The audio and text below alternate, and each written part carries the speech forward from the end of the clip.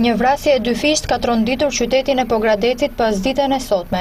Një 25 vjeçar ka qelluar për vdekje gjyshin e nuses së tij, ndërsa dyshohet që më parë të ketë ekzekutuar edhe të vëllanë. Burime pranë policisë sqarojnë se Romeo Myrtezaj, 25 vjeç, pas një konflikti familjar ka qelluar me automatik gjyshin e bashkëshortes së tij, 65 vjeçarin Fatmir Muhaxhiri, duke e lënë të vdekur në vend. Ngjarja ka ndodhur sot rreth pasdites në qendër të qytetit, ndërkohë që policia ka mundur të arrestojë autorin e saj. Pas kontrollit të ushtruar në banesën e 25 vjeçarit, është gjetur i vrarë edhe vëllai i tij Dritan Myrtezaj, 38 vjeç. Sipas policisë dyshohet që edhe për këtë vrasje autor të jetë Romeo Myrtezaj. Nuk dihen ende shkaqet e kësaj ngjarjeje të rëndë me pasojë vdekjen e 2 personave. Pritet që policia të zbardhë të gjithë kronologjinë e kësaj ngjarjeje që tronditi qytetin e Liçenit.